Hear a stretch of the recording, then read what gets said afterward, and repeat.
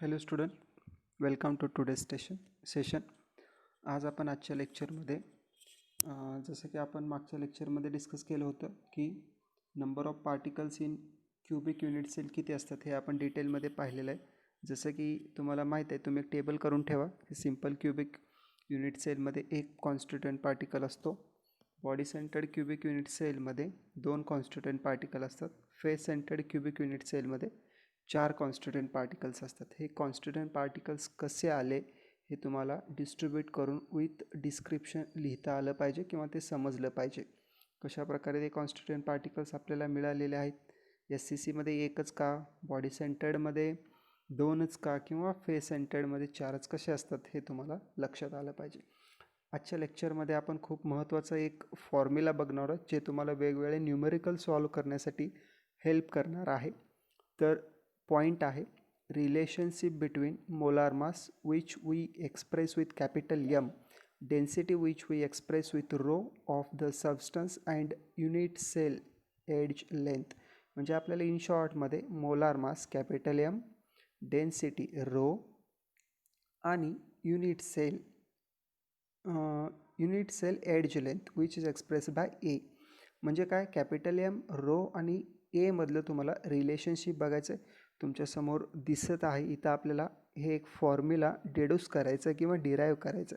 How to derive? Our first point is mass of unit cell is equal to M into N. एखाद्या जर unit सेलचं तुम्ही जर mass consider केलं, suppose त्या युनिट सेलचं मास तुम्ही M म्हटलं आणि त्या M मास असलेल्या युनिट सेलमध्ये N नंबर ऑफ पार्टिकल्स आहेत असं जर समजलं तर काय येणार आहे, मास ऑफ युनिट सेल काय असेल, मग M इंटू N असेल. बघा काय सांगतो, अजून एकदा रिपीट करतो मी. If you consider a mass of any unit cell M, एखाद्या जर युनिट सेलचं मास तुम्ही क्युबिक युनिट सेलचं मास जर तुम्ही M असं कन्सिडर केलं तर त्याच्यामध्ये जर N number of constituent particles असतील तर त्या युनिट सेलचं क्युबिक युनिट सेलचं मास ऑफ युनिट सेल काय झालं, M इंटू N. हे आपलं पहिलं इक्वेशन असेल. Mass of one particle is M and if the number of particles present in unit cell is N. बघा जसं की सांगितलं मी, मास जर M असेल आणि N number of particles per unit cell असतील तर काय झालं, mass of unit cell M into N. हे झालं आपलं फर्स्ट इक्वेशन. कुठलं बघा, हे आपलं फर्स्ट इक्वेशन असेल. This is our first equation. Okay, what is M is equal to, M is small m हे स्मॉल m इंटू N. हे आपलं फर्स्ट काय झालं, इक्वेशन झालं. नेक्स्ट सेकंड इक्वेशन बघा, व्हॉल्यूम ऑफ युनिट सेल काढायचं आहे. Volume of unit cell, cubic unit cell काढायचं आहे. आपल्याला माहीत आहे जर एका क्युबिक युनिट सेलचं एज लेंथ A आहे असं जर आपण मांडलं तर व्हॉल्यूम काय झालं, घनाचे घनफळ. थोडक्यात लक्षात घ्या, घनाचे घनफळ काय असतं, A cube, A into A. म्हणजे एज लेंथचा आपण काय करतो, गुणाकार करतो. A into means A cube. V is equal to काय आलं, सुरुवातीला बघा M is equal to N. हे आपलं फर्स्ट इक्वेशन झालं. नंतर आता V is equal to A cube. हे आपलं सेकंड इक्वेशन झालं. आता आपण काय करणार आहे, डेन्सिटी काढणार आहोत. डेन्सिटीचा फॉर्म्युला माहीत आहे, जे की रोनी इथं डिनोट केलं जातं. Density rho density is equal to mass upon volume. तुम्हाला माहीत आहे, तर इथं काय म्हणायचं आहे तुम्हाला, फक्त mass of unit cell, mass volume of unit cell. So mass of unit cell divided by volume of unit cell. जसं की आपल्याला माहीत आहे मास ऑफ युनिट सेल पहिल्या इक्वेशनमध्ये आहे M इंटू N, इथं ठेवलेलं आहे. Same way volume of unit cell A cube तुमच्यासमोर दिसते, ते पण तुम्हाला इथं ठेवलेलं आहे. हे झालं आपलं इक्वेशन नंबर 3. इथे 1 लिहिलेलं आहे पण 3 कन्सिडर करू. म्हणजे अशा प्रकारे आपण 1, 2, 3 इक्वेशन शोधून काढले. 1, 2, 3 इक्वेशन हे इन जनरल आहेत, खूप जनरल आहेत, जे की आपल्याला माहीत असलेले इन्फॉर्मेशन वरून आपण काढलेले आहेत. पहिलं इक्वेशन कसं मिळवलं अजून एकदा रिवाईज करून देतो. जर एका युनिट सेलचं मास तुम्ही M म्हटलं आणि त्या युनिट सेलमध्ये N नंबर ऑफ पार्टिकल्स असतील तर ते काय झालं, M इंटू N झालं. आणि त्या युनिट सेलचं व्हॉल्यूम, जर त्या युनिट सेलचं एज लेंथ जर A असेल तर त्याचं व्हॉल्यूम काय असणार, V is equal to A cube असणार आहे. सो डेन्सिटी काढलं, ते दोन्ही आपण mass of unit cell divided by volume of unit cell असं ठेवलं तर आपल्याला मिळालेलं इक्वेशन काय असेल? It is the M into N divided by A cube. Next आपल्याला माहीत असेल molar mass of substance which we were represent with capital M. Molar mass of substance, capital M is equal to small m into Na. What do you mean Na? N is N base to the A is Avogadro's number. ते Avogadro's constant आहे, त्याला एक particular value आहे. आपल्याला माहीत असेल Na is equal to 6.022 into 10⁻23 याचं value आहे. जसे की आपल्या सर्वांना माहीत आहे N A number of particles, number of moles काढण्यासाठी आपण याचा वापर करतो. समजा आपल्याकडे एन नंबर ऑफ मोल्स आहेत, एन इंटू एन ए केले की आपल्याला नंबर ऑफ पार्टिकल्स मिळतात. ते फाइंड आउट करण्यासाठी या एन एचा वापर होतो. Molar mass of substance is equal to molar mass of substance capital M is equal to small M into N A. इथं आपल्याला काय करायचं आहे, तुम्हाला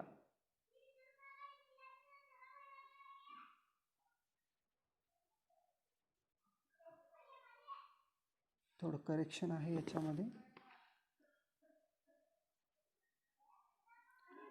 ओके, बरोबर आहे, M into N A, M into N A. तर तुम्हाला इथं यमचं व्हॅल्यू काढता येईल. तुम्हाला काय करायचं, सिम्पली या एन एला इकडच्या बाजूला ट्रान्सफर करायचं. सो एन ए जर इकडच्या बाजूला शिफ्ट झाला, इकडे गुणाकारात इकडे गेला तर तो भागाकारामध्ये येईल.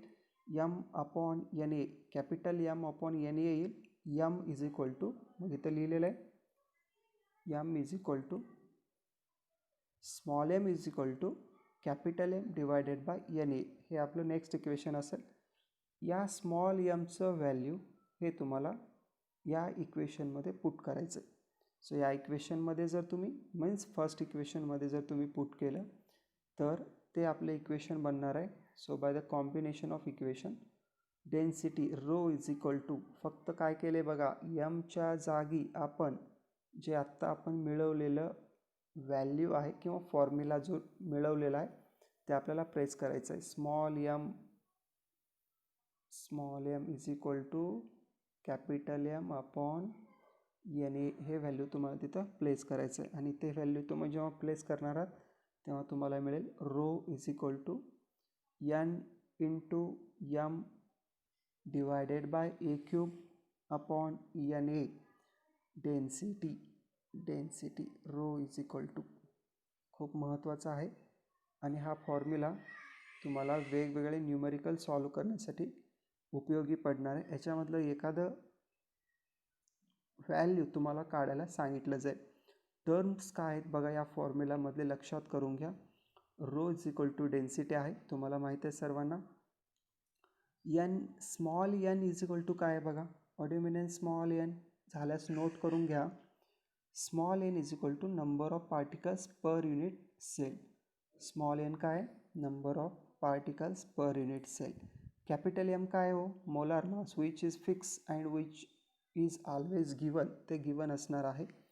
ए क्यूब काय आहे, ए क्यूब आपल्याला, ए हे व्हॉल्यूम ऑफ क्यूब आहे. ए क्यूब व्हॉल्यूम ऑफ क्यूब. फक्त तुम्हाला कधी कधी ए देतील, एचं व्हॅल्यू म्हणजे एड्ज लेंथ देतील, त्याला तुम्हाला क्यूब करावं लागणार आहे. सो काय फॉर्म्युलामध्ये किंवा न्यूमेरिकलमध्ये दिलेलं असणार आहे ते तुम्हाला व्यवस्थित रीड करून, only edge length of unit cell असं दिलं जाईल. मग तुम्हाला त्याचा व्हॉल्यूम काढायचा आहे.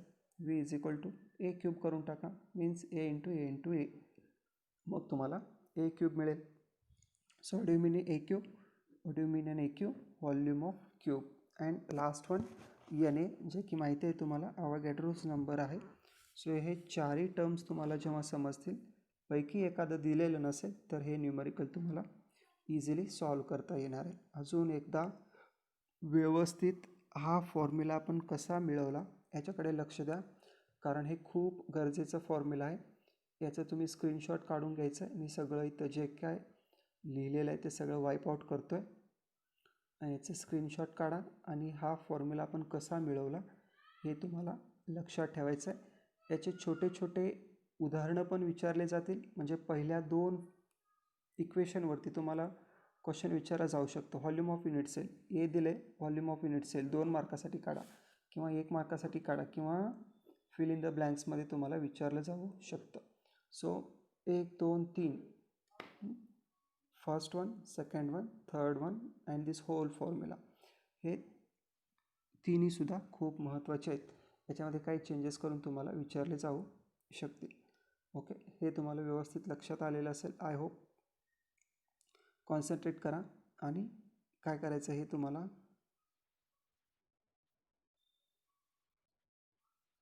लक्षात ठेवायचं आहे. Okay,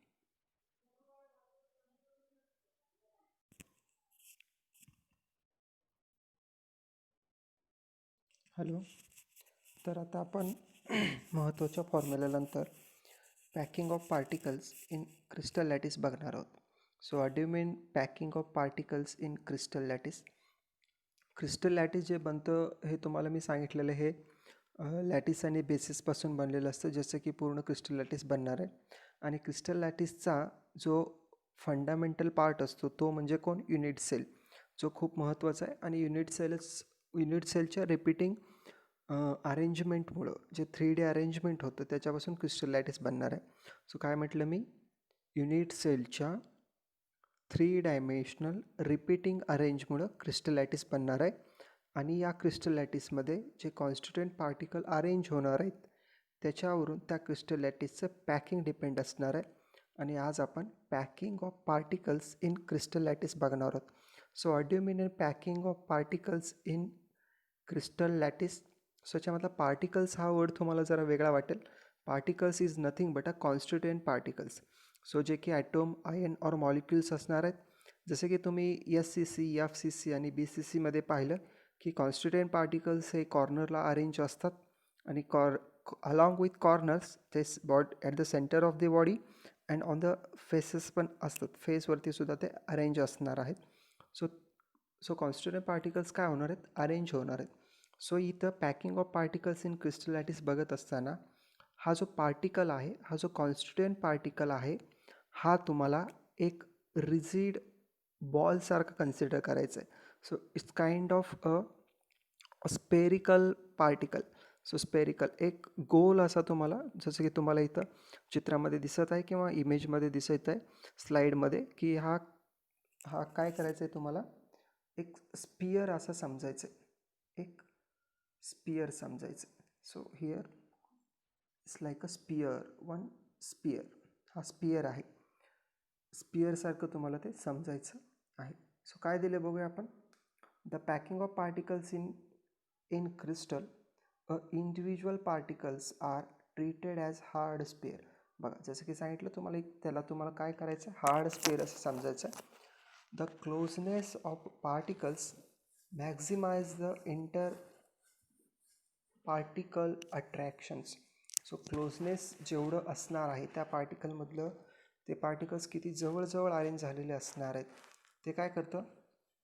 maximise the inter particle attraction. So inter particle attraction वाढवण्यासाठी ते मदत करतं. Uh closeness of particles maximize the inter particle attraction. The larger the coordination number, the closer are the spheres to each other. So here is a question, what do you mean in coordination number?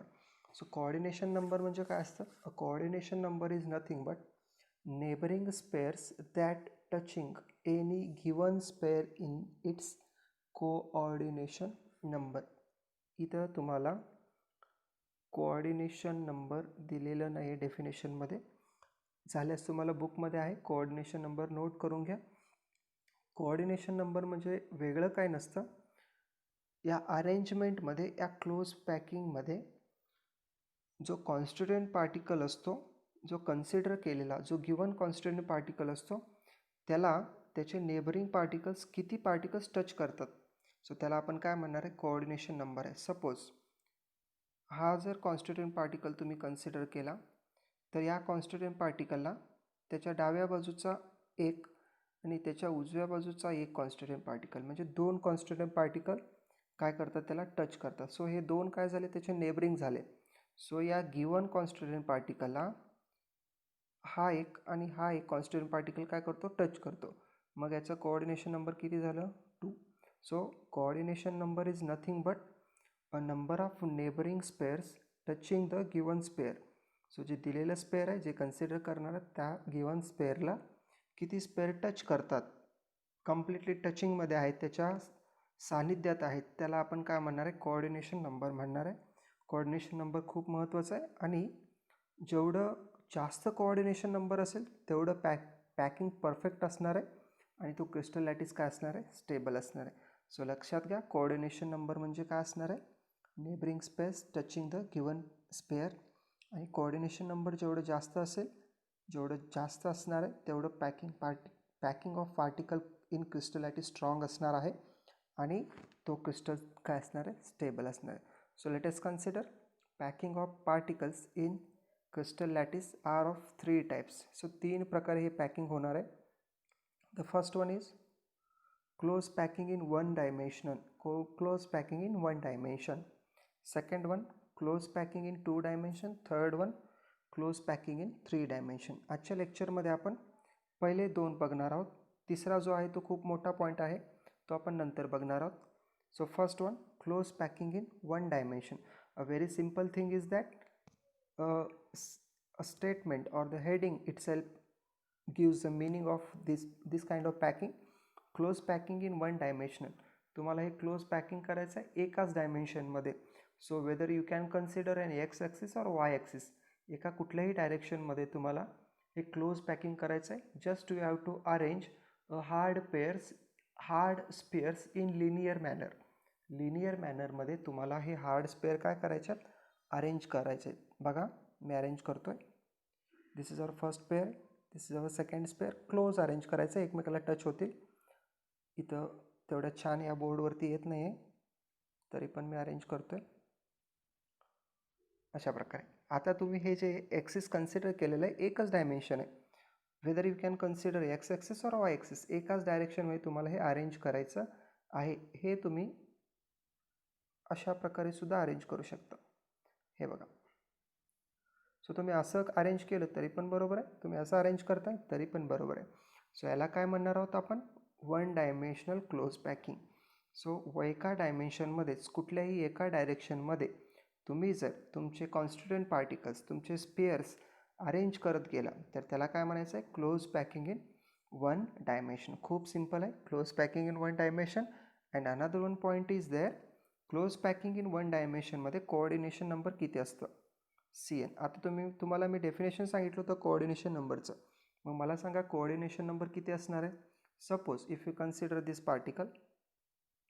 This constituent particle, what's its coordination number? So 1 2. So 2 is the coordination number. So close packing in one dimension मध्ये coordination number किती असणार आहे, 2 असणार आहे. लक्षात ठेवायचं आहे. What is an close packing in one dimension, एकाच कुठल्या तरी डायरेक्शनमध्ये कॉन्स्टिट्युएंट पार्टिकल्स म्हणजे स्पेअर्स तुम्ही कसं अरेंज करणार आहात, लिनियर मॅनरमध्ये अरेंज करणार आहात. सो त्याला आपण वन डायमेन्शन म्हणणार. Late us consider second one point, close packing in 2 dimension. So obviously 2 dimensions म्हणजे जसं की आत्ता 1 डायमेन्शन होता, आता 2 डायमेन्शन असणार आहेत. तुम्ही हे कॉन्स्टिट्युएंट पार्टिकल्स लिनियर मॅनरमध्ये पण अरेंज करू शकता आणि व्हर्टिकल किंवा हॉरिझॉन्टल मॅनरमध्ये x axis along with x axis आणि अलॉंग विथ वाय ॲक्सिस तुम्ही कसं हे अरेंज करू शकणार आहात. So let us consider close packing in 2 dimension. What do you mean in close packing in 2 dimension? Close packing in 2 dimension are of 2 types. Square close packing and अजून एक आहे hexagonal close packing, जे पुढच्या स्लाईडवरती आहे ते तुम्हाला पुढच्या स्लाईडवरती दाखवेन मी. So close packing in 2 dimension, 2 डायमेन्शनमध्ये तुम्हाला हे अरेंज करायचं आहे. सोपं आहे. तुम्हाला जर 1 डायमेन्शन समजलं असेल तर तुम्ही 2 डायमेन्शनमध्ये अरेंजमेंट करू शकता. 1 डायमेन्शन काय होतं, तुम्ही मगाशी काय केलं होतं, कॉन्स्टिट्युएंट पार्टिकल्स हे एकाच डायमेन्शनमध्ये लिनियरली अरेंज केलं होतं. हे तुमचं 1 डायमेन्शन झालं. हेच मी काय करणार आहे आता, हे झालं तुमचं एक्स किंवा वाय ॲक्सिस, तुम्ही काय कन्सिडर करता ते डिपेंड आहे. आता तुम्ही हेच कॉन्स्टिट्युएंट पार्टिकल्स कसे अरेंज करू शकणार आहात, याही प्रकारे. सो हा झाला दुसरा डायमेन्शन. लुक ॲट दिस. अशा प्रकारे व्हेरी सिम्पल वेमध्ये तुम्ही याला अरेंज करायचं आहे. क्लोज असले पाहिजेत. या बोर्डवरती तेवढे छान येत नाही आहे, पण समजून घ्या. तुम्हाला डायग्रॅम आहे, बुकमध्ये डायग्रॅम आहे आणि तुमच्या समोर पण डायग्रॅम दिसत आहे. सो अशा प्रकारे 2 डायमेन्शनमध्ये तुम्ही कॉन्स्टिट्युएंट पार्टिकल्स काय करणार आहात, अरेंज करणार आहात. जसे की तुम्हाला इथं दिसतंय स्क्वेअर क्लोज पॅकिंग. त्याच्यामधलं स्क्वेअर क्लोज पॅकिंग जो सब पॉईंट आहे तो बघणार आहे आपण. What is the meaning of exactly here square close packing? Square close पॅकिंगलाच ए टाईप ऑफ क्लोज पॅकिंगसुद्धा म्हटलं जातं. लक्षात ठेवा, A type of close packing. Square close पॅकिंगलाच A type of close packing म्हटलं जातं. What do you mean in A type? Here uh A layer is exactly placed over a second A layer. म्हणजे एकाच प्रकारचे a layer एकावरती एक बरोबर set केलेले आहेत. Means what do you mean? A second a layer is exactly placed over a first a layer. So जसा a layer आहे तसाच दुसरा पण ए लेयर आहे, पण तो एक्झॅक्टली त्याच्यावरती सेट केलेला आहे. आणि तुम्ही जर पाहिलं इथं कोऑर्डिनेशन नंबर किती असेल? CN. कोणताही एखादा सेंट्रल पार्टिकल कन्सिडर करा आणि त्याचं कोऑर्डिनेशन नंबर तुम्ही मला सांगायचं आहे. बघा, हा जर पार्टिकल तुम्ही कन्सिडर केलं तर याचा कोऑर्डिनेशन नंबर येणार आहे 1, 2, 3, 4. काय तयार झाले? हे चारही पॉईंट जोडा, कोऑर्डिनेशन नंबर आला 4. चारही पॉईंट जोडा, स्क्वेअर तयार होणार 1. म्हणून याला काय म्हटलं जातं? Square close packing. लेयर काय आहेत? सगळे सारखे आहेत. ए लेयर 4 वेळा एकावरती एक अरेंज झालेले आहेत, म्हणजे ए टाईप क्लोज पॅकिंग आहे. स्क्वेअर क्लोज पॅकिंग कशामुळे म्हणायचं? कॉन्स्टिट्युएंट पार्टिकलचा कोऑर्डिनेशन नंबर 4 आहे. सेंट्रल ॲटोम किंवा गिवन ॲटोम त्याला 4 कॉन्स्टिट्युएंट पार्टिकल्स काय करतात? टच करत आहेत. सो अशा प्रकारे आपण काय करू शकणार आहे? स्क्वेअर क्लोज पॅकिंग, जे की 2 डायमेन्शनमध्ये आहे. हे एक डायमेन्शन आणि this is in second dimension. First dimension, second dimension, 2 dimensions आहेत. सिम्पल आहे स्क्वेअर क्लोज पॅकिंग. कशामुळं? इथं स्क्वेअर तयार होणार आहे, कोऑर्डिनेशन नंबर 4 आहे. So that's why this is a square close packing. Next one, hexagonal close packing. Hexagonal close packing. So this is one hexagonal close packing. A hexagonal close packing याला सुद्धा काय म्हटलं जातं? याला वेगळं काय म्हटलं जातं? A B type. मग असे काय होतं? ए टाईप होतं. ए टाईप म्हणजे काय हो? ए म्हणजे पहिला लेअरसुद्धा एच आहे, दुसरा लेअरसुद्धा एच आहे, दोन्ही सारखेच आहेत. इथं काय असणार आहे? पहिला लेअर जरा वेगळा आहे, दुसरा जरा वेगळा आहे. वेगळा म्हणजे स्पेअरच आहे, पण काय वेगळं आहे हे तुम्हाला मी सांगणार आहे. सो हेक्सागोनल स्क्वेअर क्लोज पॅकिंगमध्ये, हेक्सागोनल क्लोज पॅकिंगमध्ये आणि स्क्वेअर क्लोज पॅकिंगमध्ये फरक काय आहे? जसं की मगाशी आपण first A layer is exactly placed over a second layer होतं. इथं काय केलेलं आहे? A B layer is exactly placed in the depression of the A layer. A लेअरच्या बरोबर डिप्रेशनमध्ये प्लेस केले. डिप्रेशन म्हणजे ताणतणाव नव्हे. डिप्रेशन म्हणजे काय? खड्ड्यामध्ये. बघा, तुम्हाला जर एका डब्यामध्ये लाडू लावायला सांगितले, तुम्ही मगासारखं पण लावू शकला असता आणि असं पण लावू शकता. म्हणजे लाडू अरेंज करत असताना तुम्ही एकावर एक बरोबर ठेवला असता, किंवा पहिल्या ओळीच्या खड्ड्यामध्ये, मीन्स डिप्रेशन जिथं राहतं, इथं बघा हे डिप्रेशन आहे, हे डिप्रेशन आहे, डिप्रेशनमध्ये. सो व्हॉट डू यू मीन? हे जर तुमचं फर्स्ट लेअर असेल, हे जर तुमचं फर्स्ट लेअर असेल तर या फर्स्ट लेअरच्या बरोबर एक्झॅक्टली न प्लेस करता इथं डिप्रेशनमध्ये प्लेस करायचं. सो व्हॉट डू यू मीन? काय फरक आहे फक्त? तिथं काय होतं? ए टाईपमध्ये पहिल्या लेअरवरती exactly over a second layer place केला जायचा. इथं काय आहे? A second layer is exactly placed in the depression of first layer. दुसरा लेअर हा पहिल्या लेअरच्या डिप्रेशनमध्ये प्लेस करण्यात आलेला आहे. सो डिप्रेशनमध्ये. लक्षात ठेवा, मेन पॉईंट तोच आहे. इथं ए बी टाईपमध्ये अरेंजमेंट काय झालेलं आहे? त्याला डिप्रेशनमध्ये प्लेस करण्यात आलेले आहे. And if you try to consider or to find out the coordination number, that is 6. इथं किती आहे ते? 6 येणार आहे कोऑर्डिनेशन नंबर. कोऑर्डिनेशन नंबर किती येतं? 6 येतं. कारण हा जर कॉन्स्टंट पार्टिकल तुम्ही कन्सिडर केला तर तो नेबरिंग 6 कॉन्स्टिट्युएंट पार्टिकल्सला काय करतो आहे, टच करतो आहे.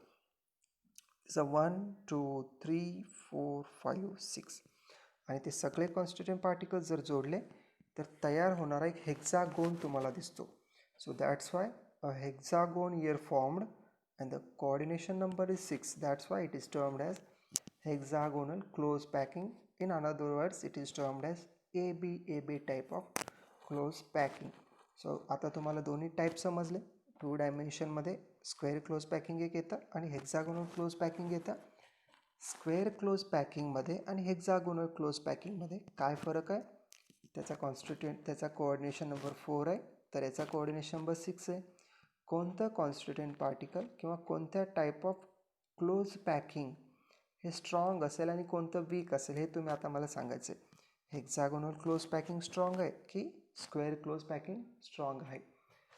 कोणतं स्ट्रॉंग आहे? हेक्सागोनल क्लोज पॅकिंग स्ट्रॉंग आहे. तर का? कारण याचं कोऑर्डिनेशन नंबर काय आहे, 6 आहे. आणि मी सुरुवातीला सांगितलं होतं पॉईंटच्या सुरुवातीला, larger the coordination number stronger is the close packing. Close packing काय असणार आहे, स्ट्रॉंग असणार आहे.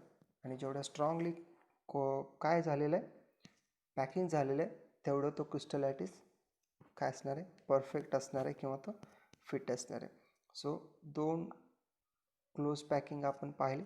3 close packing type of packings आहेत. Crystal packing of particles in क्रिस्टलायटिसमध्ये 3 प्रकार आहेत. त्याच्यातले आपण 2 प्रकार पाहिले. दुसऱ्यामधले 2 सब टाईप्ससुद्धा पाहिलेले आहेत. पुढच्या लेक्चरमध्ये आपण काय करणार आहोत, तर आपण क्लोज पॅकिंग इन 3 डायमेन्शन्स बघणार आहोत. Okay, thank you.